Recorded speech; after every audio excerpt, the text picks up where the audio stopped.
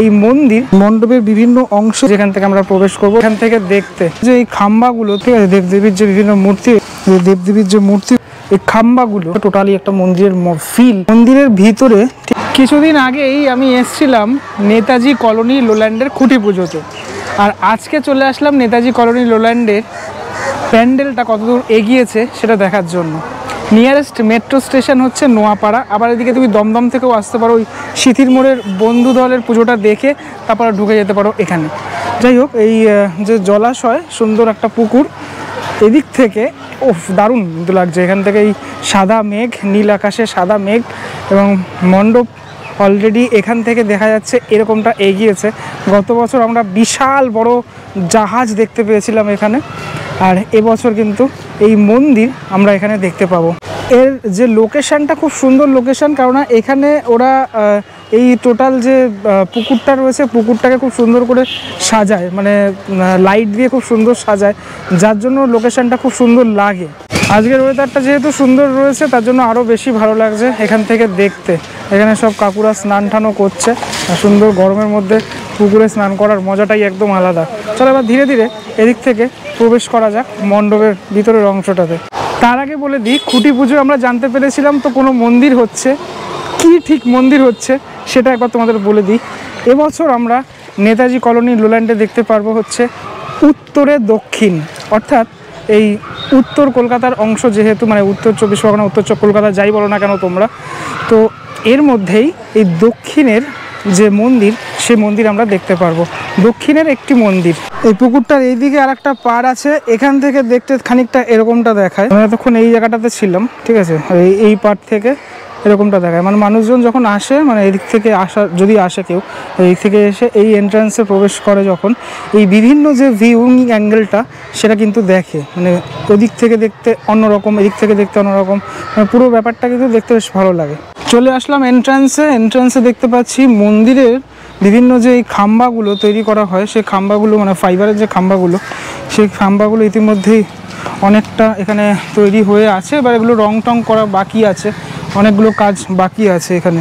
আর এই হচ্ছে ভিতরটা, এখানে বিভিন্ন এই মন্দিরের বিভিন্ন স্ট্রাকচারাল যে পার্টের যে অংশগুলো, সেই অংশগুলো ইতিমধ্যে এদিকে ওদিকে সব রাখা রয়েছে, অনেক এরকমটা অনেক রয়েছে, এবং বিভিন্ন এরকম মূর্তিও রয়েছে, ঠিক আছে, দেবদেবীর যে বিভিন্ন মূর্তি, এটাও এই কাজগুলো কিন্তু ফাইবারের।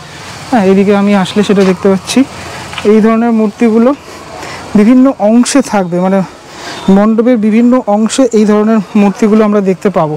এখানটাতে এরকম একটা অংশ দেখতে পাচ্ছি, এটাও কোনো জায়গায় ব্যবহার করা হবে এই জিনিসগুলো।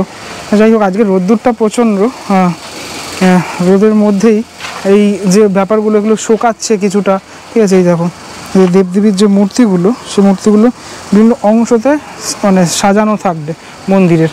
আচ্ছা, এদের মণ্ডপের আমার একটা জিনিস খুব ভালো লাগে, সেটা হচ্ছে 3টে পার্ট রয়েছে।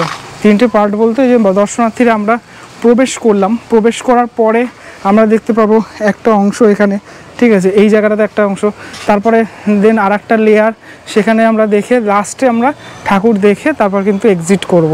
আচ্ছা, এইখানটাতেও কিছু এরকম ধরনের মূর্তি তৈরি করা হচ্ছে, আমি দেখতে পাচ্ছি। হ্যাঁ, এই যে দাদা তৈরি করছেন ওইখানে, এই যে এরকম ধরনের কিছু মূর্তি, বেশ এখনও ফিনিশিংয়ের কাজ তো হয়নি, সবেমাত্র এটা থেকে বেরাচ্ছে, মানে এই তোমার ফাইবার কাস্টিং হয়ে বেরাচ্ছে, বাকি কাজ অনেক বাকি রয়েছে। এই যে এখানে তৈরি করছেন দাদারা।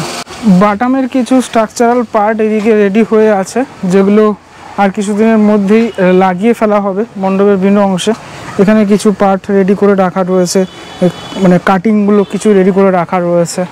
ধীরে ধীরে এগিয়ে এলাম মণ্ডপের একদম এই অংশটাতে, মানে যেখান থেকে আমরা প্রবেশ করবো। ওই দিক থেকে প্রবেশ করার পর একটা গেট এরকমটা থাকছে, এটা একটা গেট। তারপর প্রবেশ করার পর তোমাদের এই যে বেদির মধ্যে উপরে উঠে যেতে হবে। এখানে অনেক এরকম বাটামের কাজ ইতিমধ্যেই রাখা রয়েছে, ঠিক আছে।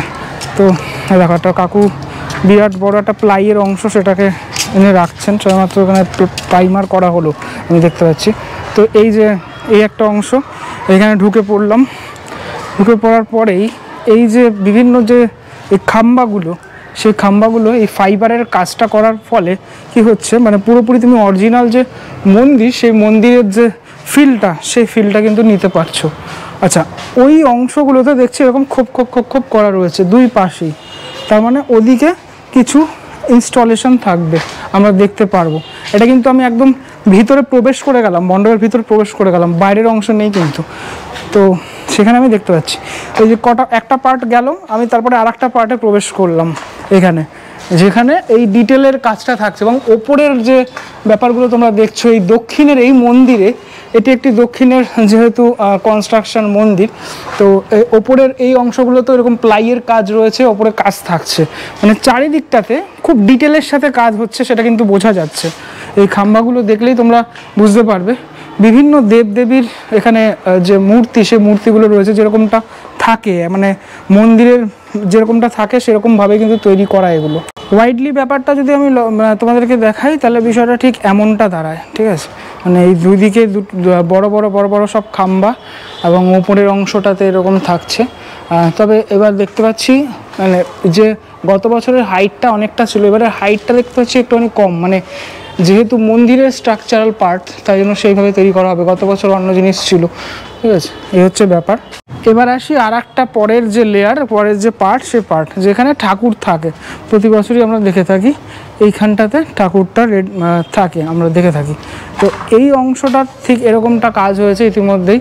এখানে এখনও অবধি যে ইনস্টলেশনের কাজ, সেটা এখনও অবধি স্টার্ট হয়নি, এখানে আরও কাজ হবে। স্টার্ট হলে তখন তো দেখতেই পাবো, মানে আমি যখন আরেকবার আসবো তখন দেখতে পাবে। এই যে এগুলো রেডি করে রাখা রয়েছে, এখান থেকে আমরা মাকে দর্শন করি, তারপরে কিন্তু এক্সিট করে যাই। আমরা এখান থেকেই এক্সিট করেছিলাম গত 2 বছর, মানে এই জায়গা থেকে এক্সিট কিন্তু হয় না, মানে গত 2 বছর আমি দেখেছিলাম আমরা এদিক থেকেই আবার এক্সিট করে যাই, মাঝখান থেকে মানে এরকম থাকে, এখান থেকেই এক্সিট করে যেতে হয়। খুঁটি পুজো সম্পন্ন হয়েছিল যেখানে আমি দাঁড়িয়ে রয়েছি, ঠিক সেই জায়গাটাতেই। খুঁটিটা সম্ভবত এই পিছনের ওই যে খুঁটিটা, ওই যে দেখা যাচ্ছে খুঁটির বাঁশটা, জানি না তোমরা বুঝতে পারছো নাকি। পুরো এই অংশটা প্লাইয়ে মুড়ে ফেলা হয়েছে, ঠিক আছে, প্লাই দিয়ে এরকমভাবে স্ট্রাকচারাল পার্টটা রেডি হয়েছে, এবং ওপরে এই প্রাইমারটা সবেমাত্র মারা হয়েছে, তাও আরও কোটিং ব্যবহার হবে। মাঝের যে অংশটা, সেটা এরকমটা সম্ভবত এখানে একটা ঝাড় থাকছে, ঠিক আছে, এই বাঁশের এইগুলো, এই বাঁশগুলো তো সরিয়ে দেওয়া হবেই। তো যাই হোক, এই মণ্ডপের যে ব্যাপারটা, সেটা হচ্ছে আমি তোমাদেরকে বলি, এখানে বরানগরের মধ্যে ওয়ান অফ দ্য মানে ফেভারিট পুজো বলা যেতে পারে আমার একটা, কেননা এখানকার যে ঠাকুর, সে ঠাকুর ভাস্কর প্রদীপ রুদ্রপাল তিনি করে থাকেন, ঠিক আছে। প্লাই অনেক রাখা হয়েছে, কেননা এইগুলো কাজ আরও যত দিন যাবে তত এগোবে। আর এই দেখো মন্দিরের ভিতরে ঠিক যেমনটা থাকবে, এই কাটিংগুলো দেখেই বুঝতে পারছো, এগুলো ধীরে ধীরে অনেক রেডি করা হয়েছে। এগুলো বিভিন্ন অংশগুলোতে এগুলো বসানো হবে, তখন আমরা বুঝতে পারবো। এই চালের ওপরে কাজ চলছে ইতিমধ্যে, আওয়াজ হয়তো পাচ্ছ তোমরা। তবে মা যেখানে থাকবে সেই জায়গাটাতে স্টেজটা এখনও রেডি হয়নি, এটা আগামী কিছুদিনের মধ্যেই রেডি হয়ে যাবে, যেহেতু এখনও মোটামুটি 1.5 মাস মতো বাকি রয়েছে। তো তার মধ্যেই পুরোপুরি কমপ্লিট হয়ে যাবে দক্ষিণের এই মন্দির। যে কোনো জায়গার মণ্ডপ ভালো লাগার কারণ শুধুমাত্র মণ্ডপ নয়, কিন্তু তার পরিবেশও একটা আলাদাভাবে কাজ করে।